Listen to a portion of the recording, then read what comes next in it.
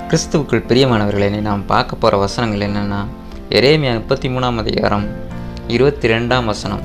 வானத்து நட்சத்திரங்கள் எண்ணப்படாததும் கடற்கரை மணல் அள்ளப்படாததுமாக இருக்கிறது போல, நான் என் தாசனாகிய தாவீதின் சந்ததியையும் எனக்கு ஊழியஞ்சுகிற லேவியரையும் வர்த்திக்க பண்ணுவேன் என்று கர்த்தர் சொல்கிறார். வானத்து நட்சத்திரங்களை நம்ம எண்ண முடியுமா? வானத்தில் எத்தனை ஸ்டார்ஸ் இருக்குதுன்னு நம்மளால் எண்ணவே முடியாது. அதே மாதிரி கடற்கரை மணலை அள்ள முடியுமா? எவ்வளோ அள்ளாலும் அது வந்துக்கிட்டே இருக்கும். அவ்வளோ மணல் இருக்கும், எண்ணவும் முடியாது, அள்ளவும் முடியாது. வானத்து நட்சத்திரங்களை எண்ணவும் முடியாது. அதே மாதிரி தாசனாகிய தாவீதின் சந்ததியும் எனக்கு ஊழியம் செய்கிற லேவியரையும் வர்த்திக்க பண்ணுவாராம் கடவுள் சொல்கிறார். இப்போ நம்ம ஊழியம் செய்கிறோம், கர்த்தருக்கு கடவுளுக்காக நம்ம ஊழியம் செய்கிறோம் அப்படின்னா அவர் நம்மளை வர்த்திக்க பண்ணுவாராங்க. நம்ம அவருக்காக ஊழியம் செய்கிறோமா?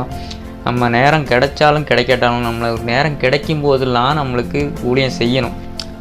நேரம் வாய்த்தாலும் வாய்க்காவிட்டாலும் கர்த்தருக்கு ஊழியம் செய்யணும் அப்படின்னு ஒரு வசனம் இருக்குது. ஸோ நம்மளுக்கு நேரம் இல்லை, நம்ம வேலை வேலை வேலை வேலைன்னு உலக வாழ்க்கையில் நம்ம ஓடிக்கிட்டு இருக்கோம் அப்படின்னா கடவுள் நம்மளை வர்த்திக்க பண்ண மாட்டார். நம்ம நேரம் சின்ன ஒரு 5 நிமிஷம் கிடைச்சாலும் யாருக்காவது கடவுளை பற்றி நம்ம சொல்லணும். ஸோ அப்படி நம்ம சொல்கிறோமா? அவரை பற்றி சொல்கிறதுக்கு வாய்ப்பு கிடைச்சாலும் கிடைக்கணும், நம்ம அவரை சொல்லணுங்கிற அந்த ஆர்வம் நமக்குள்ளே இருக்கணும். அது இருந்தாலே கடவுள் நம்மளை வர்த்திக்க பண்ணுவார். அந்த ஆர்வம் உங்கள்கிட்ட இருக்கான்னு நம்ம சோதித்து பார்ப்போம். அதான் அந்த வசனம் நம்மளுக்கு சொல்லுது.